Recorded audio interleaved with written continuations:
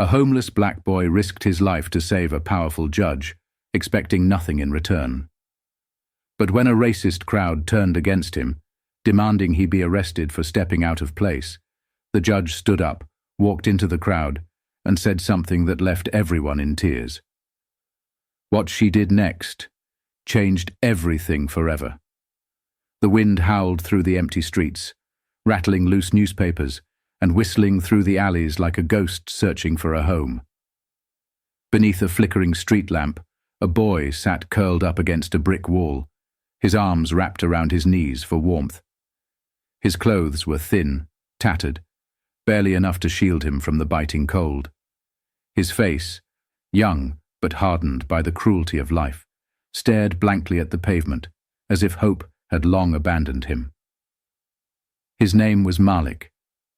17 years old, homeless, invisible to the world.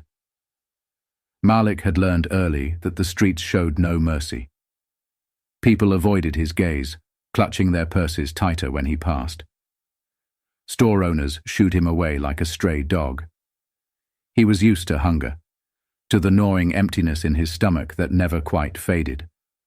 But worse than hunger was the loneliness. The way people looked through him, as if he did not exist. Tonight was no different. A storm was rolling in, and the sky cracked with distant thunder. Malik pulled his hood lower, hoping to find a dry place before the rain came.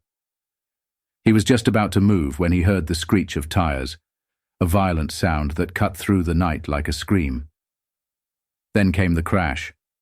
Glass shattered, metal twisted. The sound of impact was deafening. Malik's head snapped up. Across the street, a black luxury car had slammed into a lamppost, smoke curling from its hood. The driver's side door hung open, and through the dim light, Malik saw a figure slumped over the wheel. His pulse quickened. He had two choices: walk away and pretend he never saw it, just like the world did to him, or step forward and do something. For a moment, fear gripped him. People like him didn't get involved. A black boy, homeless, touching a rich person's car. The cops would be called before he could explain himself. But then he saw her. A woman, her face barely visible through the broken windshield, gasping for air. Blood trickled down her forehead. She was dying. And in that moment, nothing else mattered. Malik sprinted across the street. Smoke stung his eyes as he reached the car. The door was jammed. He yanked at it with all his strength, his fingers burning against the hot metal. "Hey, can you hear me?" he shouted. No response. He couldn't let her die. With one final pull, the door gave way, nearly knocking him off balance. He reached inside, ignoring the shards of glass digging into his skin, and unbuckled her seatbelt. The woman groaned, her eyelids fluttering. "Come on, stay with me," he begged, carefully pulling her out. She was heavy, her body limp in his arms. A faint smell of burning oil filled the air. The car was going to catch fire. Malik had to move fast. He hoisted her up, staggering under the weight, and carried her away just as flames erupted from the engine. Heat licked at his back. His legs ached, but he didn't stop until they were far enough away. Then, sirens. Red and blue lights flashed across his face. The paramedics rushed in, pushing him aside as they assessed the woman's condition. Malik stood there, his hands shaking, his breath coming in ragged gasps. He had saved her. But as he turned, expecting relief, maybe even a simple "thank you," he was met with something else. Murmurs, whispers, glares. A crowd had gathered, white faces twisted in suspicion. A man stepped forward, his eyes cold and accusing. "What the hell were you doing near her car?" Malik's stomach dropped. He had just saved a life. And yet, all they saw was a homeless black boy. In the wrong place. At the wrong time. The sirens screamed louder as more police cars pulled up, their flashing lights painting the street in red and blue. But Malik wasn't looking at the cops. He was staring at the crowd. Their eyes filled with something he knew too well. Distrust, disgust, hate. A man in a stiff suit pointed at him. I saw him pulling her out of the car. Maybe he did something to her first. Malik's chest tightened. Did something to her? Another voice chimed in, a woman clutching her purse. These homeless people, they do anything for money. A ripple of agreement passed through the gathering crowd. Malik took a step back, his heart pounding.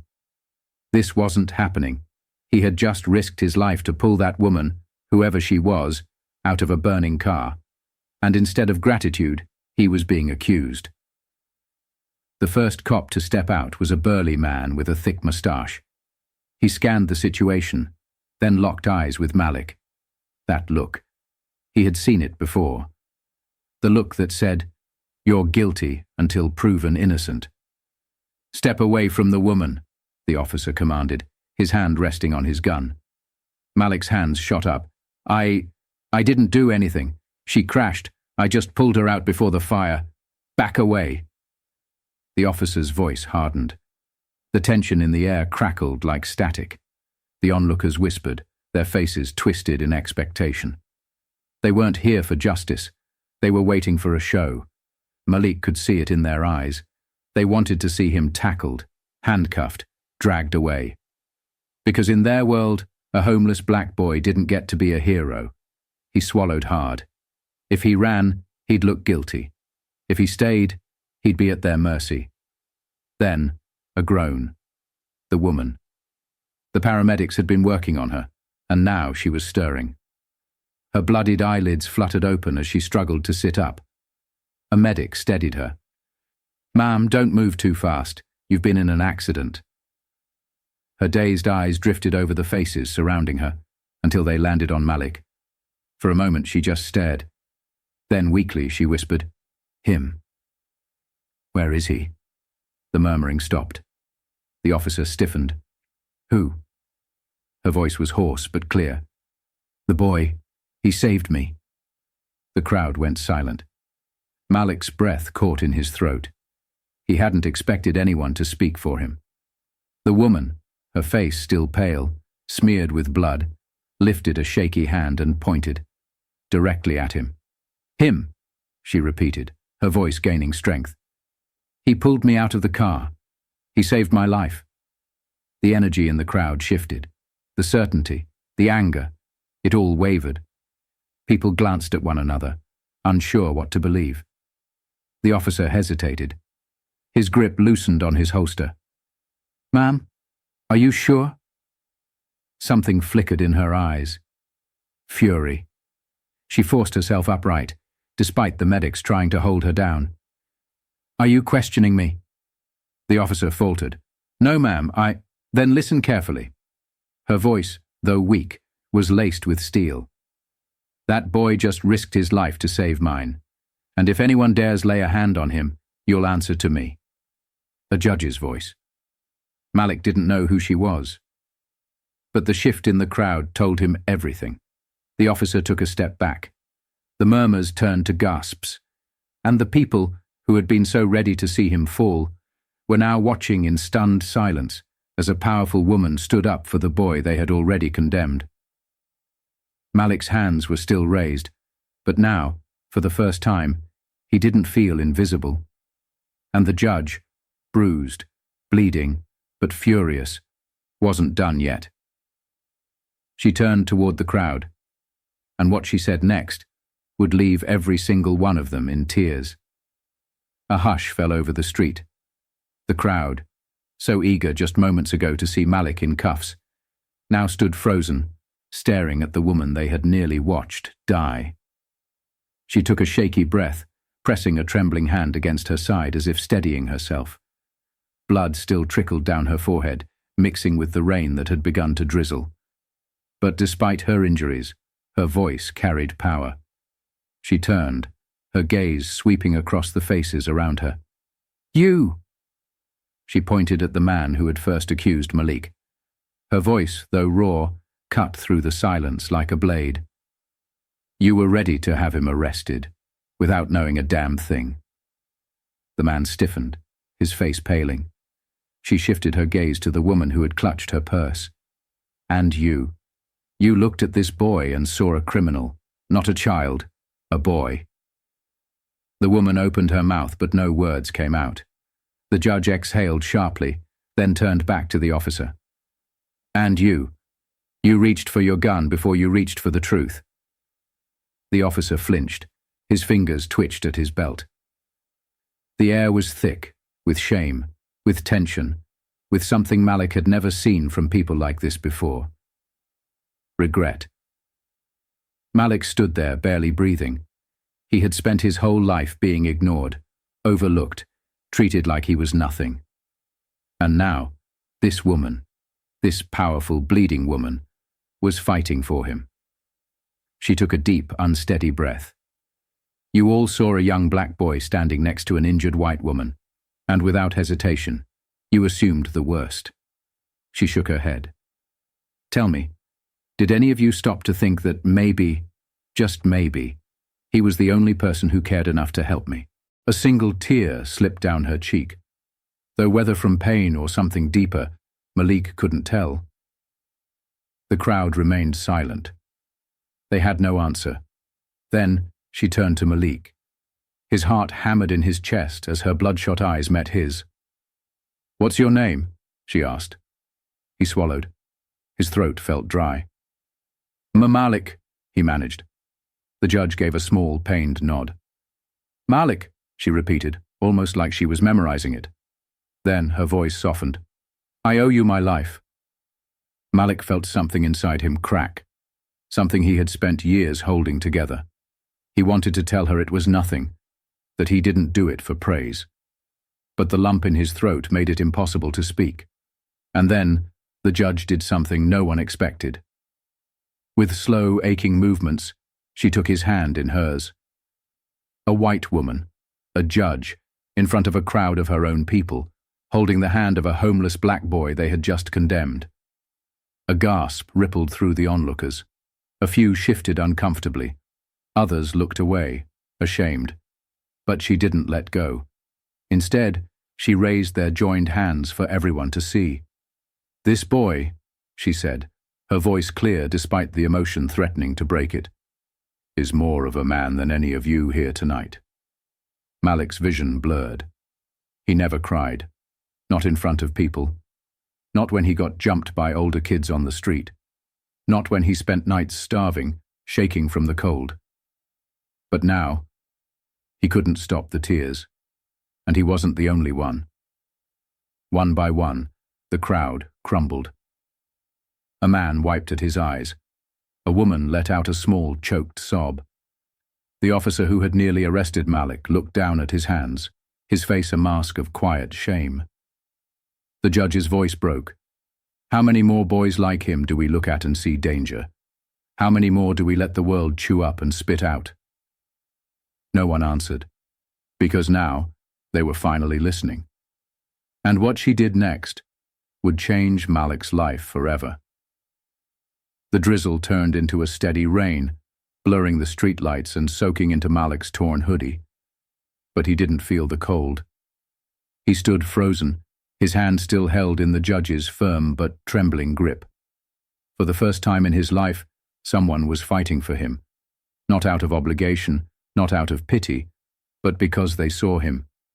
The crowd, once so eager to see him in cuffs, now stood in heavy, suffocating silence. Some shifted uncomfortably, others looked away, their faces dark with shame. The judge took a shaky breath, then turned to the officer who still looked stunned. Do you have any further questions? She asked, her voice carrying the weight of authority. The officer hesitated, then slowly shook his head. No, ma'am. Malik exhaled, realizing he had been holding his breath. The judge turned back to the crowd, her eyes blazing despite her obvious pain. How many of you would have stood in the rain for him? No one answered. How many of you would have risked your life for a stranger, expecting nothing in return?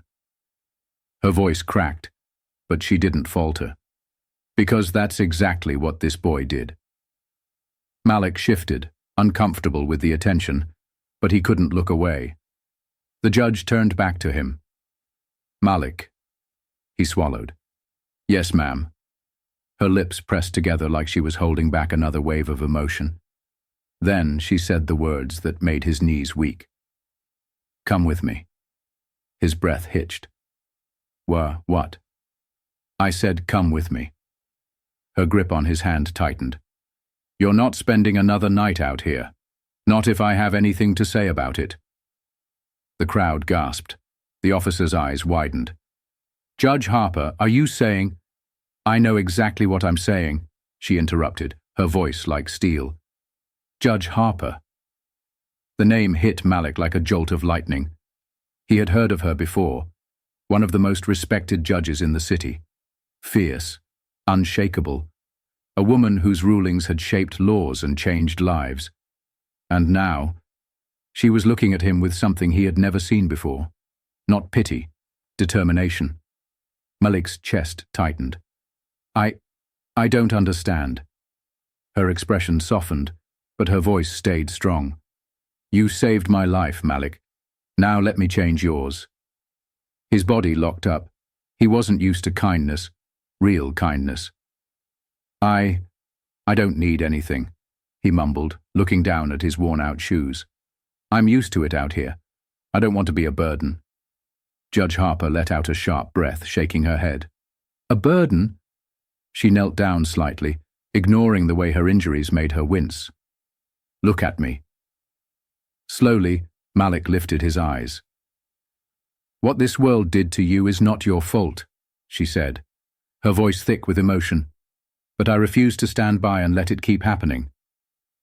A lump formed in Malik's throat. No one had ever spoken to him like that before. No one had ever wanted him before. The judge turned back to the crowd one last time. "You all wanted to see a story tonight, didn't you? A story where a young black boy is punished for simply existing?" She let out a bitter laugh. "Well, here's the real story. This boy is braver, kinder, and stronger than any of you." A few heads hung in shame. Others wiped at their eyes. But Judge Harper wasn't done. She turned to the paramedics. "Can he ride with me?" One of them hesitated, then nodded. "Of course, Judge Harper." She turned back to Malik. "Come with me." Malik's lips parted, but no words came out. He had spent so many nights alone, so many nights believing no one would ever see him, much less fight for him. But now, for the first time in his life, someone had chosen him. And this time, he wasn't going to run. With a deep breath, he stepped forward. And in that moment, under the weight of the rain, the flashing police lights, and the stunned silence of the crowd, everything changed. Forever. The ambulance doors slammed shut, enclosing Malik in a space he had never been in before, one filled with warmth, steady beeping monitors, and people who cared if he lived or died. Judge Harper lay on the stretcher beside him, an oxygen mask resting on her lap. The paramedics moved quickly, checking her vitals, but her eyes never left Malik. He sat rigid, his hands clasped together, his hoodie damp from the rain. His heart was still racing, though not from fear anymore, from disbelief. "You all right?" Judge Harper's voice was soft but firm. Malik glanced at her, then down at his lap. "I don't know." He didn't know how to feel. A few hours ago he had been just another forgotten kid on the street, invisible to the world. Then he had saved a woman's life. Then the world had turned against him. And now? Now that same woman, a judge, a person who actually had power, was telling him he wouldn't be alone anymore. It felt too big, too unreal. "I know this is a lot," she continued, adjusting her position with a wince. "And I'm not going to force anything on you, but I need you to hear me, Malik." Slowly he looked up. She took a deep breath. "You saved me." He swallowed. Anyone would have. "No," she said immediately. "Not anyone. A dozen people walked past you tonight without a second glance. A dozen people saw that crash, heard the impact, and did nothing. But you ran toward the fire." He had no response to that. Judge Harper studied him for a moment, then spoke again, her voice quieter this time. When I was a little girl, my father used to say something to me. She smiled slightly. He said, "Character isn't about what you do when people are watching. It's about what you do when no one will ever know." She tilted her head. "You didn't know anyone would see you tonight, did you?" Malik shook his head. "Didn't matter." Her expression softened. "Exactly." The ambulance hit a small bump, and Judge Harper winced again, gripping her side. Malik noticed and hesitated before speaking. "You should rest," he muttered. "You're hurt." The judge let out a small chuckle. "You're probably right." She shifted carefully. "But before I do, I need to tell you something important." Malik stiffened. "What?" She exhaled slowly. "You have two choices right now." He clenched his fists. He knew what was coming, the pity offer. A few times in his life, people had given him a sandwich, a few bucks, a short-lived kindness before moving on with their comfortable lives. That's all this was, wasn't it? But Judge Harper didn't hand him money. She didn't offer him a meal. She simply held his gaze. "You can walk away," she said. "You can get off at the hospital, disappear back into the streets, and keep fighting alone like you always have." Malik's chest ached, because that's what he expected her to say. "But then," she continued, "or you can let someone fight for you this time." His breath caught. "I'm not asking for your trust overnight. I know the world hasn't given you much reason to believe in people." Her voice was gentle but unwavering. "But if you let me, I'll make you a promise right now, Malik." He swallowed hard. "What promise?" Judge Harper leaned forward slightly, her eyes locked onto his. "You will never be invisible again."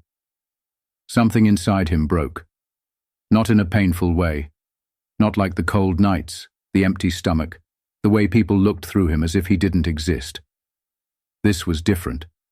This was something he had never felt before. Hope. His throat tightened. He wanted to believe her. He really did. But believing meant risking something. It meant letting his guard down. It meant letting himself want something more than just survival. Could he do that?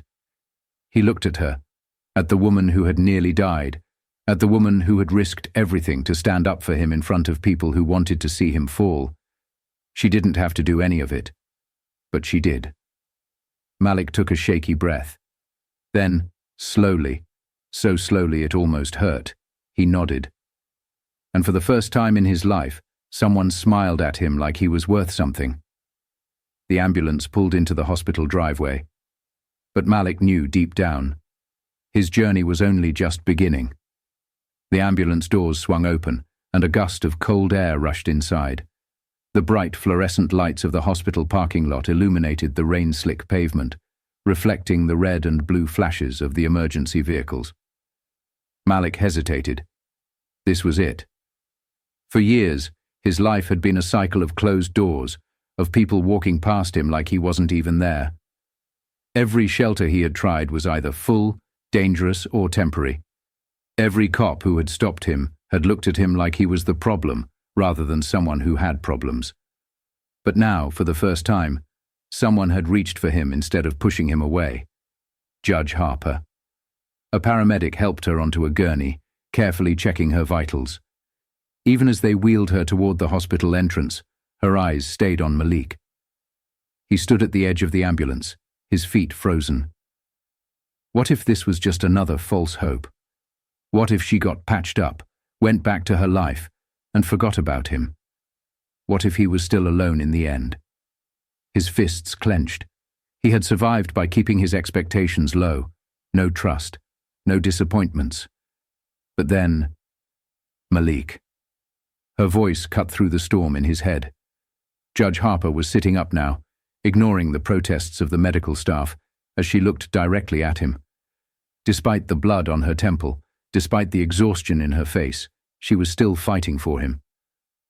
"You coming?" she asked, her voice steady but laced with something raw. She meant it. She wasn't offering him food and sending him back to the streets.